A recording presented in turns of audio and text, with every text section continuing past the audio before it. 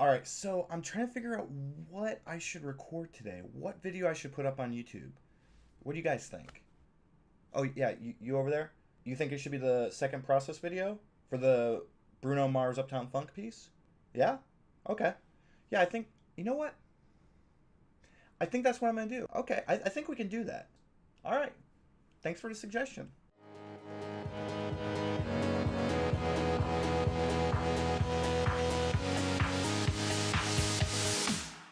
So in this second part, we're going to be focusing primarily on line work. In the previous video, we focused on sketching and getting the idea of what this is going to look like. In this section, we're going to focus strictly on line work. I hope you guys enjoy. I hope I answer any possible questions you might have. I hope that you enjoy it. Have fun, everybody, and enjoy the show. All right, so a quick disclaimer right now.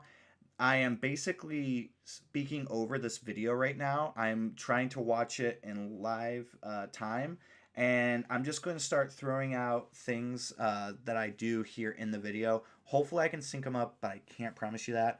But I hope this still brings some good ideas to you. One thing that I want to stress is that not every line is final. I'm always going through and I'm always changing things around. I'm always deleting lines or redoing lines. I'm always going through and doing things like that.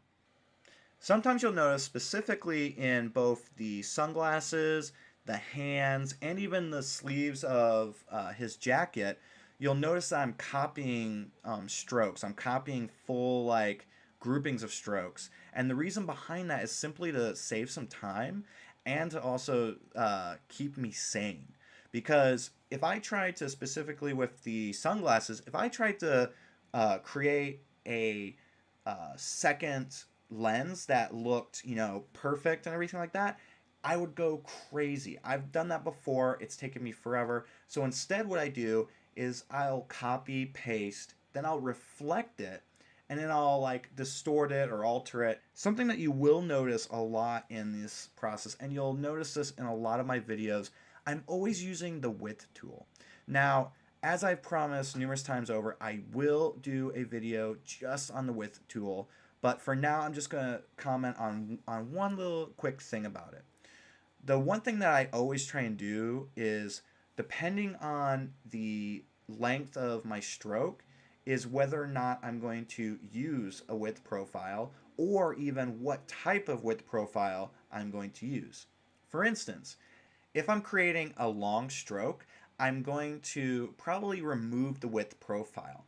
The reasoning behind this is, what will happen is, as I make this long stroke, the ends of the line will actually be very tapered, and it's something I won't really want in my illustrations. Sometimes it works, sometimes it doesn't.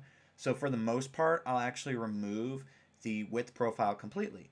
Now, when I have shorter strokes, that's when I really love to use my width profile. I'll actually have different width profiles depending on the look that I'm going for, and sometimes even the overall length of the stroke. Sometimes when I have a smaller stroke, I'll go through and have a thinner, sharper width profile with tapered ends on each side.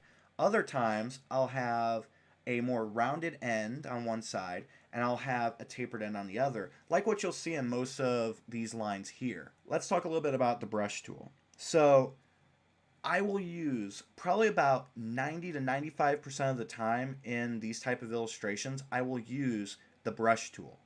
And the only time that I will go through and use the pen tool is when I need to cut out, part of the brush stroke, or whenever I need to manipulate the lines to make them better, or if they're not giving me the right consistency that I'm looking for. You will hear me say this in so many videos. I hate drawing hands. Throughout this entire video process, you will see me redo these hands probably 2 to 3 times. I think it was 3 times. And that's just because sometimes they're just not quite right. And it's perfectly fine, just like with the lens, to manipulate the hand. Perfectly fine. You'll also see me manipulate the anchor points and just trying to make the fingers as straight and perfect as possible. Again, that's something that you can do. You don't have to use a brush the whole process through. I use the brush more than I use the pen tool because I like the curvature. I don't have to fight with handles to get the curvature I want. I can just do it with my pen. Just like if I was working on a sheet of paper, I can get that curve just right. Like I said before, all lines are not final. You can go back and you can alter things. Just because, for instance, with the bandana, just because I created that bandana in the beginning doesn't mean I wanted it to be the final bandana at the end of the day. I decided to go back, alter it, and make it so much better. And you can do this with arms, legs, whatever it is. You know, like you can go back and redo it. You don't have to be like, oh God, I spent all this time creating this thing. Now I have to put in more time. The devil is in the details, and if you're not feeling right about the illustration, then you should probably go back and change it. Hey everybody, I just want to thank you for watching part 2 of my illustration process series. Now, before I close up this video, I just want to answer one major question that I'm always getting from people. I get this on YouTube, Dribbble, and even on my Instagram account, which you can find links to all right down there below. But what I'm always using is I'm using a Wacom Cintiq 13 HD tablet. It's a digital display. Right now it's not plugged up, so the display isn't on. But this is the tablet that I'm always using, and this is what I do my screen recordings on. So this thing costs roughly about close to the same as an iPad Pro 12.9 inch. But I will go into detail later on in a future video and talk more about the differences between the iPad Pro and the Cintiq.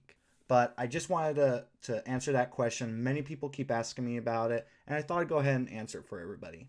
So once again, I just want to thank you guys for watching this video. If you happen to have any questions at all, please by all means, post a comment down below. I love hearing all your guys' thoughts and feedback, and I love getting great ideas for new videos. So please, by all means, leave a comment below. If you haven't already done so, please subscribe to my channel and like this video. I hope to put out a lot more amazing videos for you in the future. I try and make them a little funny. I try and make them nice and informative, and I hope you learned something from this video. Well, that's all for me for now. I hope you guys have a great week, weekend, whenever it is that you see this. But see you guys later. Have a great night, day, whatever. Bye.